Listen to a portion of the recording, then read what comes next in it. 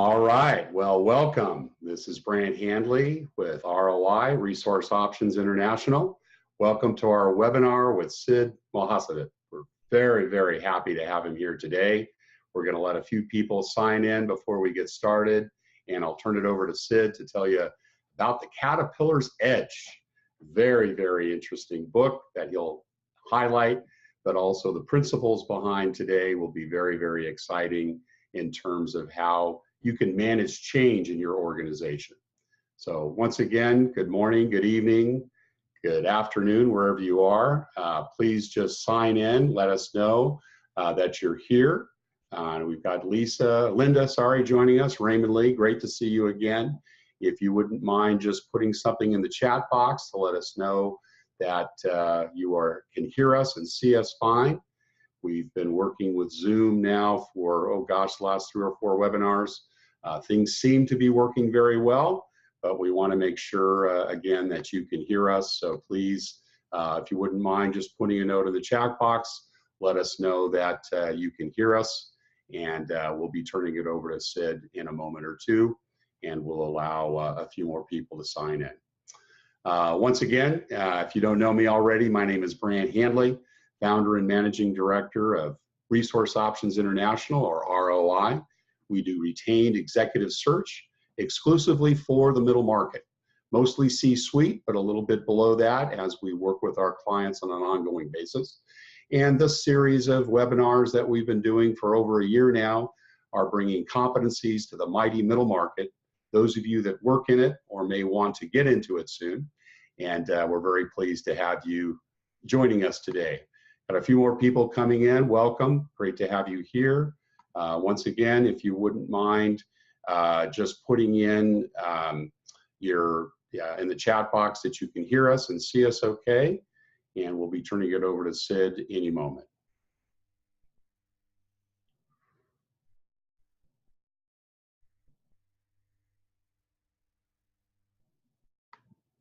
All right, great. Welcome. A few more people arriving. Thank you for attending today. Once again, my name is Brandt Handley, Managing Director of Resource Options International, and I'm very pleased to introduce and turn over the webinar here in a moment to Sid Mohasseb. I think I'm pronouncing it right. We had a little training session earlier today with regards to as I mentioned to Sid, I've known him as Sid for the last 6 months as we've gotten to know each other, and I always want to make sure that we're culturally attuned with regards to pronouncing folks' names right. What I am and certainly very excited about is what he has to talk to us about today. Sid is a professor, lecturer, best-selling author, and recently just came back from China, where he has been teaching classes. And he'll be telling you a little bit about that, but we're very excited about the learnings from his book, The Caterpillar's Edge, which he'll talk to us about, and how important it is to maintain an attitude of change so that the opportunities that we see in the marketplace don't pass us by. And so, Sid, without any more being said, I've got Linda. Thank you for checking in. I know you can hear us and see us. As others do come in, please let us know that we can hear from you. And Sid, I'll turn it over to you and go off my video. Thank you, Brent. It's a pleasure to be here with everybody. And as you mentioned, I've been doing traveling recently. And just to give a background as far as myself is concerned, I've built a number of companies. I started my first company out of college and sold that, and then became a management consultant for over a decade or two, and became a partner of a consulting firm. Did turnarounds in the 90s, and then built a number of companies and sold them. And my recent company was sold to KPMG, and I spent time with the folks over there for about 5 years, and did various roles in building their data analytics group to help him build a fund, and and acting as the lead for strategic innovation for the firm. I've also been investing as the president of Tech Los Angeles and had a fund for a number of years. Today, these days, I spend my time in three parts. One is the academics. I teach at USC, which I'm happy to report our program, the business analytics program at Marshall Business School, has been now #1 in the nation for 3 years in a row. And I teach dynamic strategy, which is a combination of data analytics and corporate strategy. And I also do travel to various places in the world to teach and work with entrepreneurs. The second, if you would, third of my time is spent on the book and a lot of speaking engagements as keynote speaker and other things. And the last third is advisory. I work with various companies at different stages, helping the management team to essentially evolve to the next stage. So with that, let's get started, and then we can have a conversation and answer questions as we go along. The essence of what we're going to talk about is how do we elevate our game and in terms of being able to compete and win in a world that is entirely different than what most of us are used to. I'm going to talk to you about a story of essentially man, machine, and strategy, where the three are coming together in a way that it has never been done before, and it is significant in terms of how we strategize, how we plan to build a future, how do we use machines and technology, and how do we, as the engine with the experience and the insight extraction capabilities, should work with those two things in terms of strategizing and winning in the marketplaces. As Yogi Berra says, is that the future ain't what it used to be. We're looking at a future that is considerably different than before, and it's not just about using computers. It's not just about the fact that there's a lot of innovation in the marketplace. There's lots of different things that has come together and created a tsunami of change. The world we face is a very unpredictable, fast, and it is a very connected world. And most of the advantages that we may gain are pretty temporary. So this idea of that I've gained a competitive advantage and it is now sustainable and I'm going to defend it through just improving my processes is no longer really a valid option. Because the expectations of customers and expectations of employees and our partners are constantly changing. We have to constantly innovate. We have to also be considerate and concerned about some of the things that are happening around us with respect to cybersecurity, the advent of changing regulations, globalization, and obviously this other trends of robots and artificial intelligence. There's a lot of talk about knowledge workers being out of jobs and hundreds of millions over the next few years, and also the millennials and their again constantly changing expectation. In order to win in a constantly changing environment, we have to strategize to stay relevant. Stay relevant to the market, stay relevant to our customers, stay relevant to our employees. And that's not a one-time deal. Because the world is changing, because advantages are very temporary, we have to constantly evolve. We have to constantly strive to be relevant. And that's where I use the analogy of the caterpillar in my book. And because it constantly evolves. It evolves in multiple stages before it goes from one species to a completely different species, from one that cannot fly to another that is capable of flying as a butterfly. And in this journey, it impacts around 4,000 muscles. where, just to give you context, human beings have about 600 and change. And it faces a lot of challenges. And as it evolves from one form to another form, it's able to essentially gain that edge of survival and of thriving. So with that context, the Caterpillar's Age, which is my book, it's around evolving again, and thriving in business. I've been lucky enough in the past few months. Some folks have added a little bit to the title. They say evolve again, and thrive in life and in business. As some of the folks has found the book be more than a business book, and a little bit of have a little bit of a personal impact. But the basic idea is, in a world that is moving this fast, in a world that we always have to stay relevant, and it is changing, and it is changing fast, and it requires us to be responsive all the time and stay relevant all the time. To win, we have to also shift our mind and change our actions in a fundamentally different way that we may be used to in the past. I covered a lot of ground in the book, from basically talking about the hoopla and the truth about technology and data analytics, to being able to deal with crisis, and managing that, and turning that into opportunities, to artificial intelligence and how is it impacting us, and some of our hopes and fears.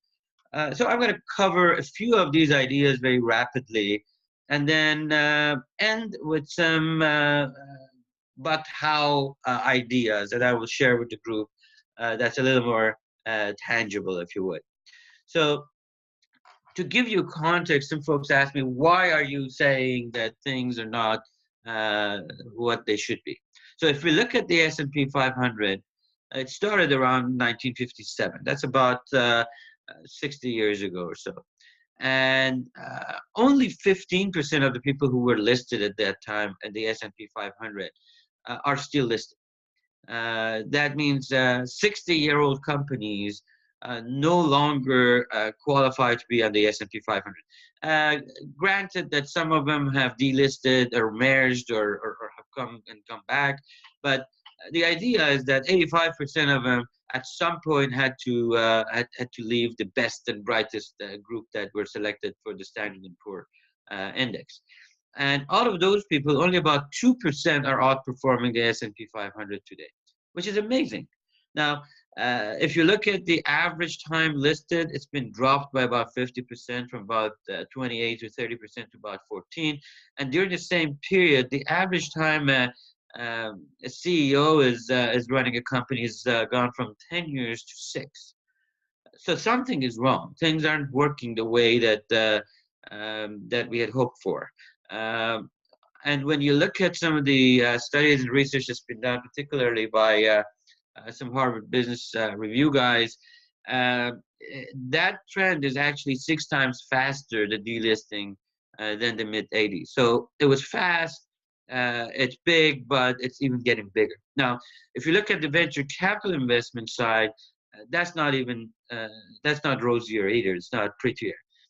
First of all, almost 1 in 1,000, according to Venture Capital Association, companies that look for funding actually get it. And out of those, 1 in 20 actually make it to a reasonable return. And that means 1 in 20,000 of people who are actually looking for money actually get to a point where they have a company that produces reasonable return.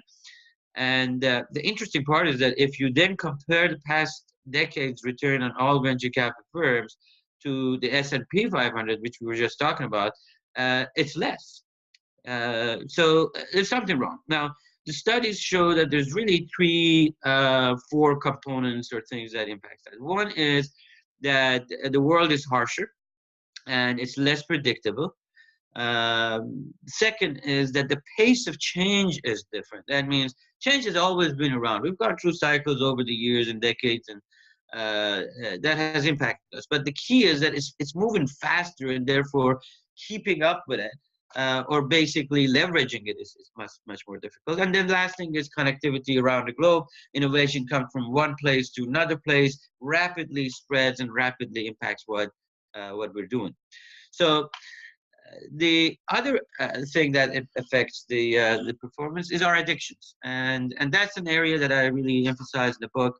Is how we think, how we're used to our processes, our budgeting pieces, our fears that we've developed over the years, and it's this biases and orthodoxies that drives us. Oh, that's the way it works. We're experienced with it. We know what we're doing. That's the way how retail business or the manufacturing business works. And a lot of times those things stop our growth, and basically they impact this ability of us facing this reality of change properly. Our past successes gives us a sense of confidence, and those confidence that success, previous success, gives us this illusion, if you would, or it solidifies our biases and orthodoxies. And when we're faced with the reality of change, we have a problem in terms of how do we deal with it. And it is our fears and sometimes the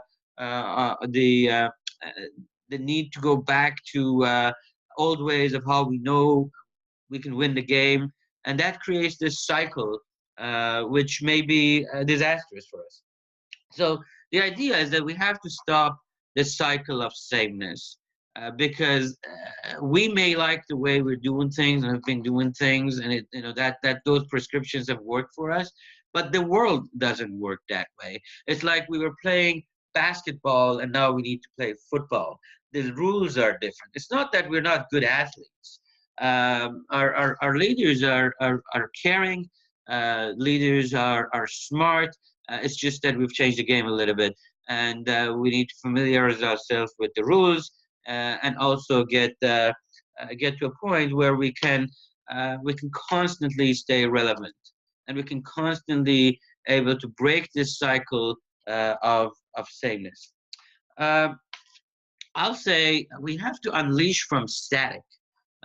Static being the way we operate generally. We not from a tactical perspective, everyday perspective, but from a planning perspective, from how we approach the future. Given that even the greatest strategies are only temporary, we have to think about a way of erasing the lines between execution and strategy.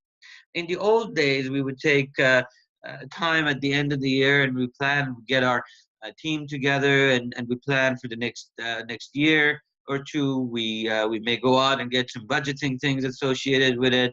But the fact is that while we're doing all that, the world around us and the competition is changing. The expectations of the customers are changing. So what happens is, and yes, we do use data. We've been using data forever. But the fact of the matter is, it's like getting a lab report a year before when we extract data and analyze it, and trying to figure out what's wrong with the patient a year after, which is a little bit of a problem, because we may be solving the wrong problem, or we may build the right strategies, but for last year. All of that means that we have to be at arms at all times. That means we have to be ready to change direction. We have to be ready to plan on a new course. We have to be able to pivot our strategies, reallocate our resources, and essentially execute without hesitation. In order to do that, in order to change, if you would, or be ready at all times in thinking and doing, we really have to move our thinking from partnering with technology in a different way. And we have to move from, hey, it's a contact sport, to it's a team sport.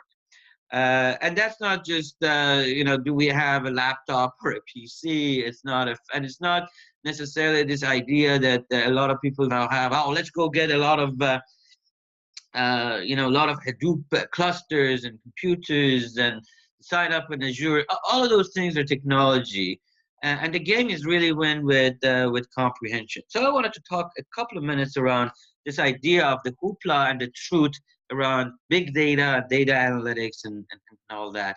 The truth of the matter is that we now live in a digital world. It's getting more and more digital. And the fact of the matter is that our competitive world is also a reality show now, where we can't really predict the end game because there are too many variables to optimize and deal with. Uh, but at the same time, we have to realize uh, that data has always been big. I remember when I started in consulting way back when I was given a bunch of numbers and things, and I started handwrite and create spreadsheets, and it would take me weeks to add things up and get to the last page, and then boom, it wasn't right. It was too much data for me to consume, and I had to restart. Well, then technology came to play, and somebody created a DBase too, and then Excel spreadsheets came out, and then all of those solved that big problem. Then we had, oh, if we could use technology to solve these problems, can we also apply it to our supply chain? Well, the existing technologies didn't solve that, so new technologies with from Oracle and others were created in relational databases and so forth, and that problem was solved. The problem was solved again when we started clicking from our bedrooms and buying things, and it was a lot of data because it wasn't just purchasing from a single location, but through web. People could transact from anywhere in the world, and then the unstructured data and and the texts and tweets and all of that became another challenge. And now most of you, I'm sure, are aware of the Internet of Things, where each car is can express themselves, and sprinkler systems, and you name it, and all of those are generating massive amounts of data. I am sure that technology, since it has proven itself in the past to solve it, it would also solve that. The key thing is, all along the way, it has always been about comprehension. That is, people who are able to use the technology to their advantage and partner with technology in order to gain knowledge, in order to be able to use that to their advantage and comprehend it in a timely manner, they've been able to turn that into a competitive advantage. Now, what that means is that in the future, you all have as a leader, act in a way that you're at the same time a hog, hoarding as much information and data as possible. You got to be a cheetah, really fast and able to change direction really quickly, and an eagle, where you could see the details, but at the same time, you can observe the broader perspectives. What that means is that we also have to change our perspective around focus. I've said many times that I used to be addicted to this idea myself, and I've told many entrepreneurs and many of my clients that you have to have focus. You have to have focus. But the key of the matter is not that you have to have focus. You have to have your focus on the right thing at the right time. Imagine two boxers. If my focus is, as they're fighting, if their focus is on the right hook or the left hook, and they forget the other hand, they're in trouble. The focus has to constantly change. Imagine when we get up in the morning and we look at our watch, we're focusing on that, and we could say it's 6:15 in the morning. But if we keep that focus and then get in our car and try to drive, we're doomed to get into an accident. Situations change, and our focus have to also change. Now, if we don't do that, we have to face some consequences of our miscalculations. Imagine we want to go from point A to point B, and that's our plan. But the world has changed. The reality and the force of essentially competitive forces have changed where we need to be. And if we continue to go in the direction that we have, since time is not to our advantage, and the movements and speed of change is faster, we may end up at the wrong place. So it's important to focus, and it's important to focus on the right thing at the right time. And that means that we have to have an organization that goes beyond change management. Change management was something that we had to deal with, and we get people in, and we take them out, and we have barbecues, and we have conversations, and we change our organization slowly from point A to point B. Well, we have to learn to improvise and plan to improvise all the time, because the world isn't working on our calendar. It's not about change management. It's about embracing change. It's about being part of the change. It's about being able to push through the pain and stay relevant in the meantime. So it's about changing our focus. It's about us. It's about it's being able to change the rhythm of the organization all the time. It's also about being purposefully curious in our journey, and that is going from using the term innovation, if you would, or thinking that R&D necessarily in improving things is really innovation. We have to be purposefully curious to go where things have been ignored in the past and look at finding new value. Uh, we can also learn from the millennials. I have a section that I talk about be a millennial, and I'll say millennials are not just the people who are born between between 1980s or 2000 or that time frame. It's not an age thing; it's an attitude thing. All the research shows that millennials expect more from life. They believe that they deserve more from life and whatever they do, and they also are confident that they can get it. Now, if you look at great leaders today, such as Jeff Bezos or Elon Musk, they have that certain characteristics. It's we can unbundle, we can change, we can evolve, we deserve more, and not only we deserve more, our customers deserve more, our employees deserve more, our partners deserve more, and what that does is it drives us towards embracing change and maybe even leading change. Now, obviously, leadership is critical. And to win, we kind of need to lead differently. We have to not claim exclusivity over insights and knowledge. We have to avoid monopolizing in strategy and creativity, and not be scared to face the unknowns. Uh, Again, going back to the idea of being a millennial, we have to want more, deserve more, and know and believe that we can achieve more. Uh, I also talk about this idea of emergence, which is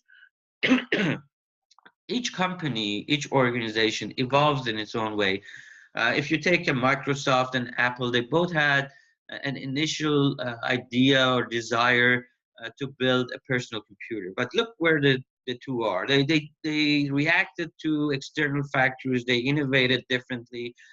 They had different leadership structures and so forth, which made them different. We each and one of our organizations emerges differently. I use the analogy of a bunch of birds, a school of birds flying. Uh, you've all seen them change directions at a very exact time from one place to another. Nobody gives them a digital format to say at attitude, longitude, latitude of X, Y, Z, make a left turn at a speed of what. That just happens. That is an emergence of that. And when companies and systems and their ecosystem uh, become uniquely intensely aware of themselves and the changes and the environment and the signals that impacts them, that emergence essentially is created and drives them through towards evolution. Now, I say that positive evolutions are purposeful, intelligent, and planned. They are not random. There is a methodical way of approaching evolution and change. And I suggest there are three things that are important in there. And they all fall into this category of changing our mind or shifting our mind and changing our actions. The three things are uh, obviously we have to constantly evolve. As we do that, we have to align with uncertainty. To give you a little bit of a flavor of that, we in our daily life are pretty comfortable with uncertainty. We look outside, oh, it's kind of raining. We get a few pieces of information, maybe 20%, 30% chance of rain. We may take our umbrella or decide to take the chance. But when it comes to our companies, we have to kind of present and define there is 2.3% growth rate expectation next rate. and we have to be confident. We are expected to be confident in front of uh, our people, or if we are the ones producing the results and committing to things, uh, we have to be certain in where we're taking the company. The fact of the matter is nothing is certain, and we have to be ready to change, and that means that we have to be thinking about it that way. The other is appreciating our reality, and this doesn't mean that we shouldn't have goals, we shouldn't have aspirations. It's just that we have to see what our capabilities really are.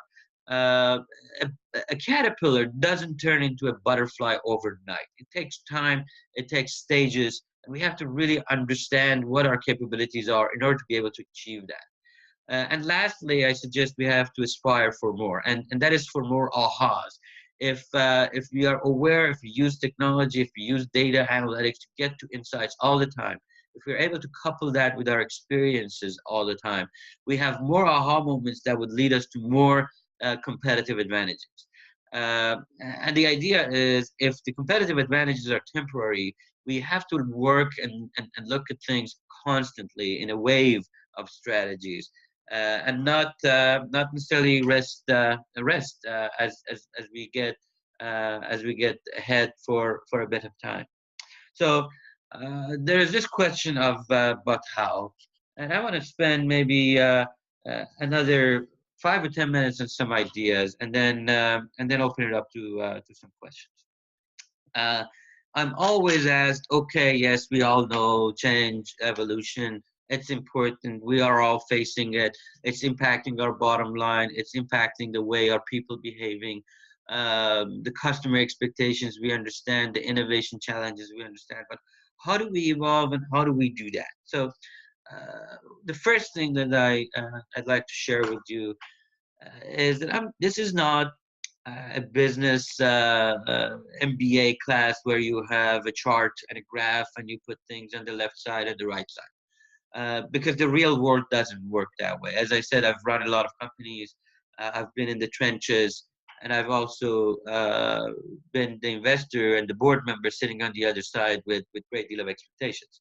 The world works differently. There's lots of stuff that's moving parts all the time, and this idea of evolution, if you would, or evolving or emerging constantly, has one component or a couple of components in it. Is that each one of us has a genetic exclusivity. Each one of our companies, when you look at our capabilities, you look at our people, they bring certain things to the table. So it's impossible to have a cookbook and say, get these ingredients, and then if you mix them up, you're going to win.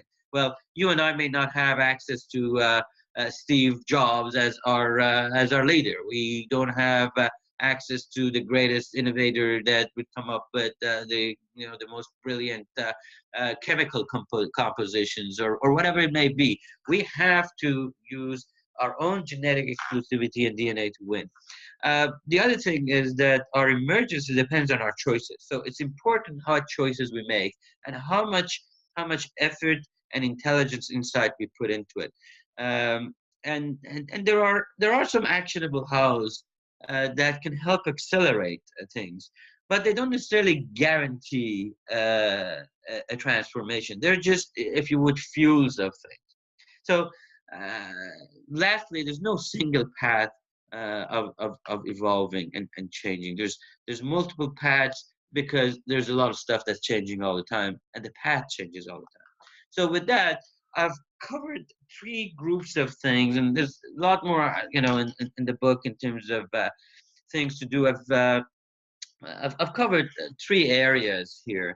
One is what I call the addiction busters. So if you recall, we talked about one of the things that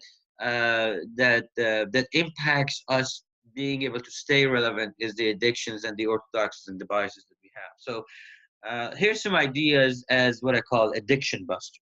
The second group of things that I'll talk about are the insight boosters. That means, okay, in order for us now, we understand our addictions, we want to break away from them, but we got to have insights to go to the next stage. So how do we boost our insights and intelligence within our organization. And lastly, is the momentum builders, which is how do we not just do this once, but get a momentum behind it so that we win all the time. So let's cover a few of these ideas on the addiction busters. First one is this idea of employ is to is that our plans have to be in waves. That is, it's a collection of related strategies that allows us to essentially plan our pivots for the future.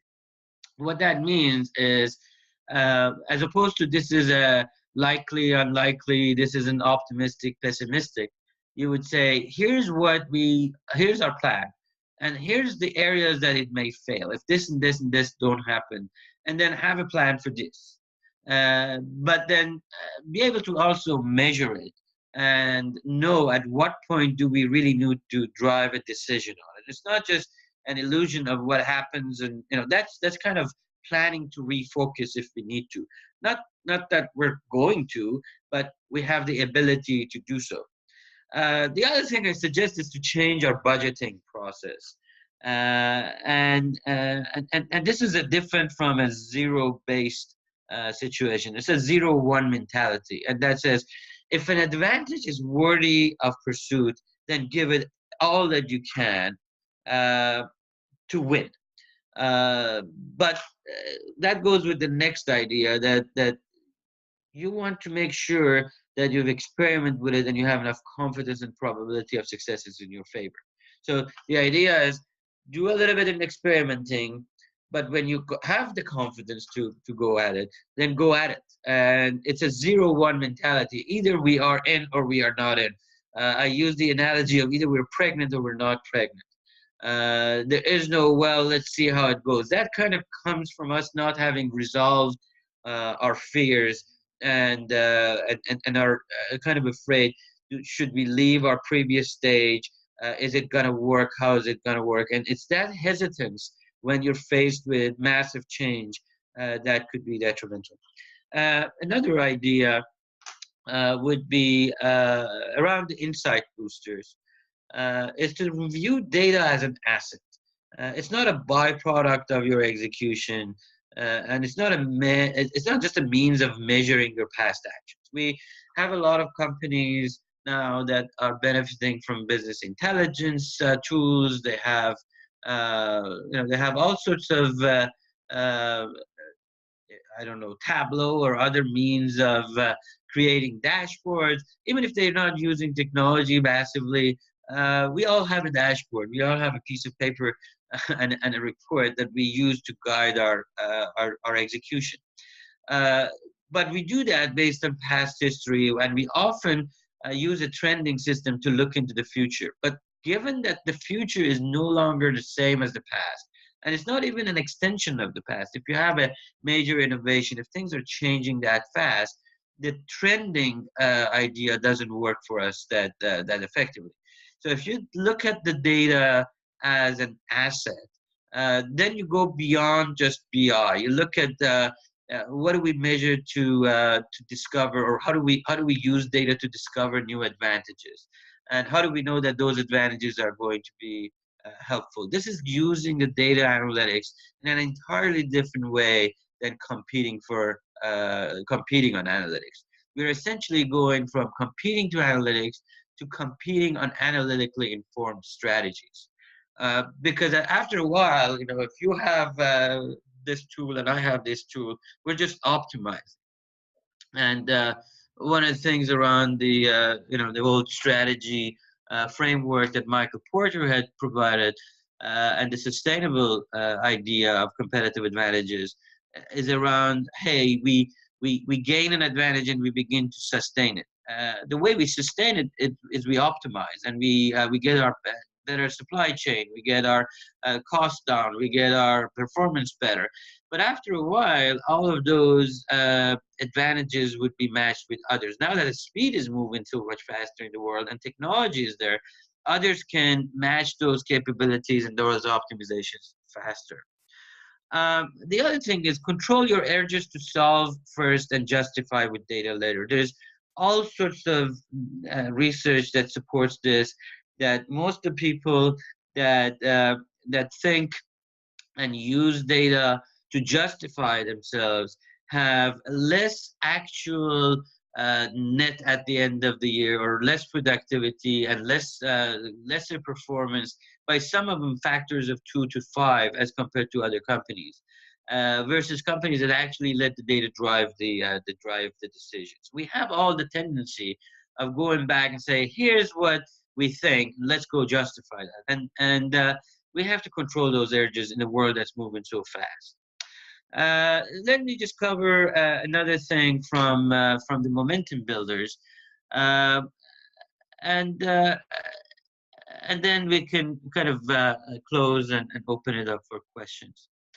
Uh, Here's one of the things that often gets people a little riled up and opens up a lot of conversation. I suggest that we should not empower people.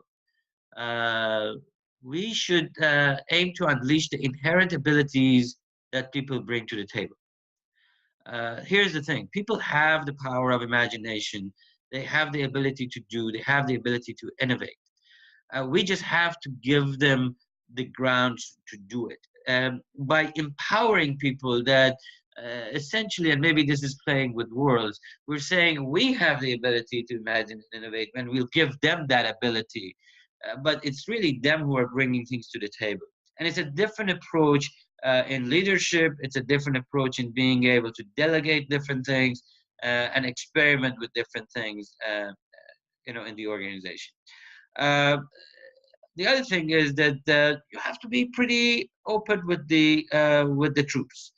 That is, the world is changing, and we have to change. It is not change management. This is a new place. In order for us to win, we have to stay relevant, and to stay relevant, we have to change because what the world is changing, and value proposition and expectations.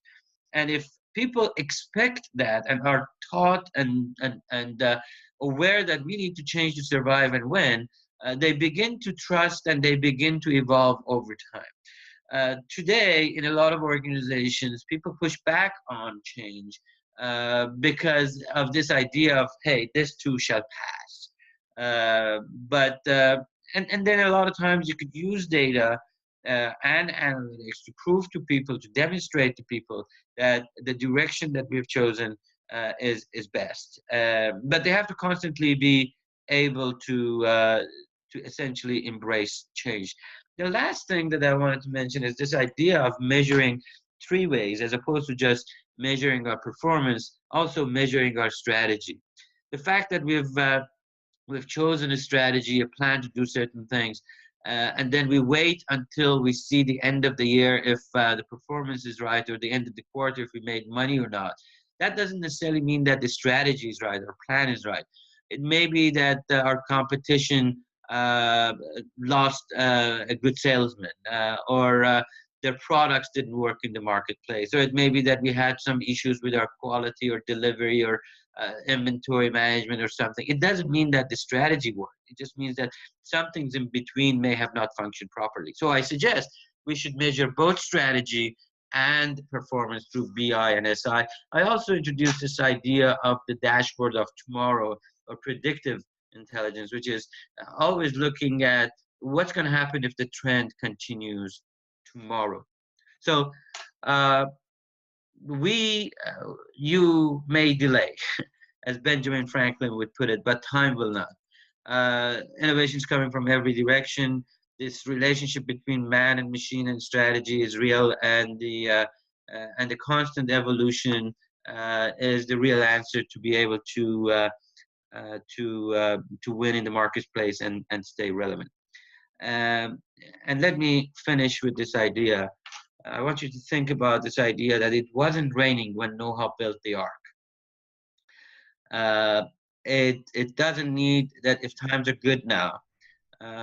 You would think that, hey, this is not the time. This is exactly the time when you need to think and initiate change and build ways that when that reality of change is facing you, you would have the ability to evolve as opposed to react to fears and go to the other direction. So with that, my suggestion is don't leave change to chance. In business and in life, gain the edge and beat the odds. And I have found that that's the way to elevate the game. So with that, I am open with for any questions or discussions that you all will have. All right, terrific. Well, listen, Sid, thank you so much. Why don't you come back on video? Great. Okay. There we are. I love that last slide about it wasn't raining when Noah built the ark. I mean, that is really just sums it up for us, doesn't it? Yes. You've got to stay ahead of the curve. Yeah, we have a lot of tendency, and again, I've been there many times, and that we get complacent. We get we let that success go to our head. Right. We're doing well. What is this guy talking? Why change? The bike isn't broke, right? Why fix it? Don't fix it. Yeah, right. No, terrific. Well, listen, thank you so much. We do have a few minutes left. Please, panelists, if you haven't done so already, put your questions in the chat box. Now's the opportunity to ask those of Sid. Sid, I've got a few of them here that have come in, so let me refer to my notes. One of the things that you mentioned early on is, the man, machine, and strategy. And I thought that was a very interesting way for us to think about our world, right? Because technology has become so much a part of it.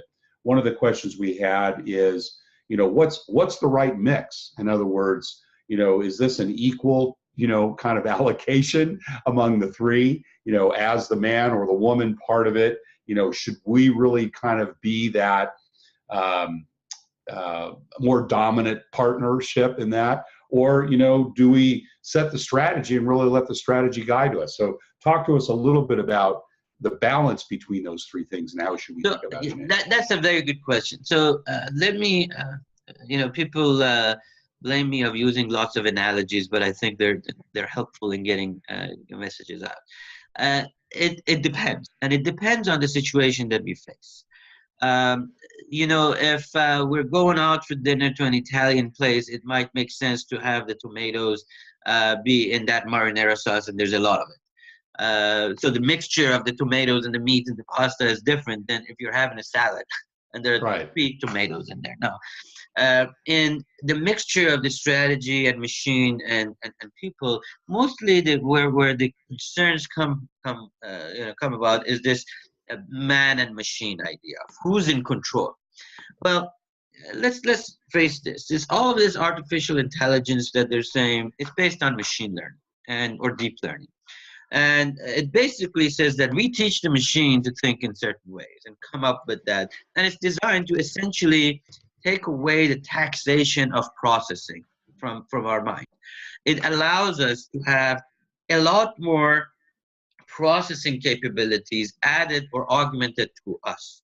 Right. Now, some people are afraid of it. And, I'll say, look at the evolution of mankind over the years. We could have been afraid that, boy, if we create a knife, our teeth can get, well, they did. Right. And that was the evolution of our body. And it's taken so many, maybe we are building these machines to take the load of processing off of our shoulders, off of our mind, so that we can be more creative. If we approach it from that direction, it's a different world. And sometimes, yes, we can have things be processed by machines and decisions that are pretty structured be done by them. And sometimes we need to interfere and process and add creativity to it so that we can lift the base. So it's not always the same mix. Makes sense. A different mixture depending on where we are in the cycle of our planning, the cycle of our execution, and the cycle of our creativity. And that's a very good lead into the next question, which is, how do you know when to plan for change? And maybe that's not the right question. Maybe the question is, we should always be planning for change, right? I was going to say now. Yeah, right. Well, that question, the answer is no. I don't know if you remember Andy Grove, the former Intel chairman. He wrote this book about, being paranoid, and I don't remember exactly. Only the paranoid will survive. Only the paranoid will survive. And I think that's kind of the thinking, right? You have to constantly keep your edge, constantly be looking at competition, constantly be looking at the market, and being willing to constantly change in order to survive, right? I mean, So there's really there's no one difference. I agree with that, and it's been a phenomenal thing. And he is a brilliant man. The only difference is that if you think about only the paranoid will survive, it has two elements in it. One is the element of fear by being right, so you're reacting, and right, the other is the element of survival. So here, what I like you to think about is by getting ahead of change and creating change, you're not surviving, you're thriving. right, You are part of the solution and not chasing. yeah, You look at two companies. You look at a Walmart and how they're behaving. They're trying to, oh, let's get the e-commerce done. Let's get this done. Let's go compete and buy jet.com. Let's go and that's they're trying to survive. They're trying, and let's look at an Amazon behavior. It's an entirely different way of operating, right, right? right, So it's right, not about surviving, it's about thriving. And it's yeah, not about the fear, it's about the possibilities of the future. It's about what if we don't do that? It's not, yeah. right? So Yeah, I think you're right. And I think inherent in that is kind of the scarcity versus abundance approach, right? If you're a scarcity manager, you are paranoid, you are working out of fear, you are always trying to get that, extra piece of the pie, thinking you have to take it from somewhere else. yeah, Whereas I've always tried to prescribe, and I've certainly seen with our clients, those that have that abundance mentality, really are looking at that opportunity to thrive, right? yeah, And really are looking for those opportunities to change. Competition will certainly always be there, yeah, but it's the innovation, it's the creativity, exactly it's right. that new, growth that comes out of it. And it is a Yeah, fundamental brief, Brad. Do you think that this is kind of like a cup being more filled up or not? Or but right, you right, saw that globe that I had for the innovation, and I said be purposefully curious. The majority of it, if you believe that the majority of things are known and the unknown is very little, then yeah, it's a scarcity approach. Okay, right. everything is known, but let's look at the innovation speed in the past 50 years, 40 years, 30 years, It's right? It's crazy. an amazing world. There is Yeah, so I believe that there is more of an unknown left than or what has been ignored than what is known. And if you yeah. believe that, there is a lot more to be gained, a lot more to build, a lot more to do than just let's compete on this little piece of bread that we have over here. Right, exactly. Yeah, and that jives right Now, with that abundance correct. Now, philosophy. from a practical perspective, and this again, sometimes people say, "Well, you're too way out there." The fact of the matter is, this is not an either or. When I say that we have to measure strategy, we have to do this and that and that and that and innovate, that doesn't mean that we don't have to execute on what we have. It's Right, just an added work. It's not like if I cook, I shouldn't chew. If I chew, my Mary shouldn't work. And man, this is all connected. It is right. all connected. We just have, because of the speed of change, because of all the stuff that's happening around us, we just have more to do. And maybe technology is helping take some of the load off if we think about it. Yeah, right. It should. Yeah, it should help us. Great. Another question that was asked was around the addiction busters. Yes. And this particular participant was struggling with really understanding how that applies to their business and wanted to see if you had an example, maybe of some of your clients or some of your own experience where they've really been able to identify, what that addiction is and what, they put in place in order to make that change so that they bust through it. Sure. So here's one thing. I'll give you an example. Uh, uh, in I don't know how many of you are familiar with the Microsoft's recent change in format. Microsoft has moved all the stuff to Azure, which is the cloud. They have thousands and thousands of partners that work with Microsoft, and historically they know one piece of the puzzle. They know is the ERM. We do this. They do the CRM. They do different things along. So Microsoft has put everything on the cloud and has changed the way that the compensation is working and the way that Right. now these people, the partners, are used to implementing and delivering utilization-based services that they go in, they put in this ERM micro dynamics, they implement it, they get some cash, Right. and then they've got this cash and then they spend it over time. Okay, now the business model is now based on cloud, which means they don't get that cash. Right. They are addicted to what to do with that cash. The way they operate is based on that. So a lot of them are now struggling because they have built this addiction of this is coming, we're going to do this, and we're going to go higher. So you can't fire people because there's still people to do. Their cash flow is impacted, right? Or there are other places where we're comfortable with the people we have. Here's another example. I was talking to a guy who was saying, well, Sid, we have a problem, and we've hired. This is another company. It's a technology-based company, but manufacturing. This is what's going on, and we've been going through salespeople, and our sales is coming down, and these salespeople are just not kicking it. And we've changed the compensation, changed the this, and but we can't just find good people. So what's wrong with that statement? We can't find good people. Well, if it's been 4 years, if you change the compensation stuff, maybe there is a problem with the value proposition. Absolutely. Right? So specifically the employee value proposition. So I am used to, this is a great thing I'm building. I own it. I have it. It's been selling. It's good. It does the thing that it was built to do. It's a conveyor belt that gets from point A to point B. Right. It's a drug that solves this problem. But I've lost that connectivity with the reality of change that has happened outside of my organization. Yeah. Good. Does that make sense? Excellent example. Terrific. Well, listen, we've just got a couple more minutes. I'm going to ask the attendees if they've got any other questions, please put them in the box. I've got a couple more here. I'll try to pick one that I think is going to be most relevant. You talked about the hog, the cheetah, and the eagle. That was It was a very interesting kind of analogy because, you think the hog, well, he's slow, he's cumbersome, large. The cheetah, of course, is land-based, but the fastest land-based animal.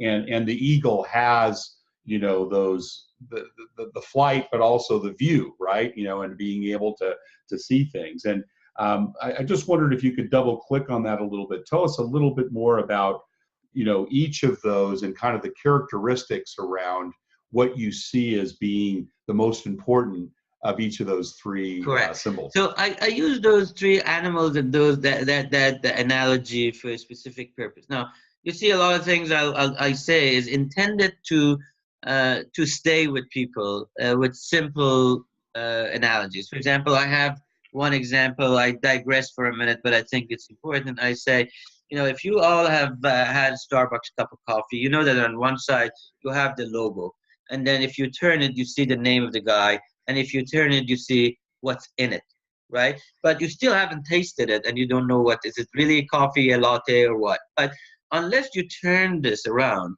you would know, every time you turn it, you have additional information. I call that changing your frame of reference. In order for us to understand, if we'll just look at things from one report, and I look at it, or one set of experiences that we bring to the table, I only see the problem and the solution from one degree, from one angle. But if I change my frame of reference, then I have gained additional insight to do that. Now, I used a similar analogy, if you would, in different areas to kind of help people think through it as they move on. Be a hog means whenever you have a choice of keeping data or not keeping it, keep it. Keep it. You never know when you're going to need it, right? And whenever you have the idea of it should be somewhere that you can find it, that means it has to be in a digital form. It doesn't mean you don't need to necessarily go out and spend a lot of money creating a data warehouse today. Right. Okay. If we can get a 5% advantage, we get it. But there would be a winter and we would need that. So keep it. Be a hog. Don't give it up. Don't say, well, we don't need that now. Because you can't think of, you need it today. That doesn't mean that you shouldn't have it today. Yeah. This is very different than what I advise my wife of, please don't keep this old stuff in here. That's the opposite. Please keep it. That's the hard part. The cheetah part is that cheetah has this ability that is phenomenal. Number one, it's pretty fast. It's the fastest animal running. It has another characteristics, and that is when it starts running after a prey, and it's constantly calculating, when it decides that it is not going to get to the animal or the prey, it switches. It focuses on another animal. So Right. midway, it is running. It's all 100%. If it sees it's not going to get there, it stops because it doesn't want to waste its resources. Right. It Right. wants to save it for the next one.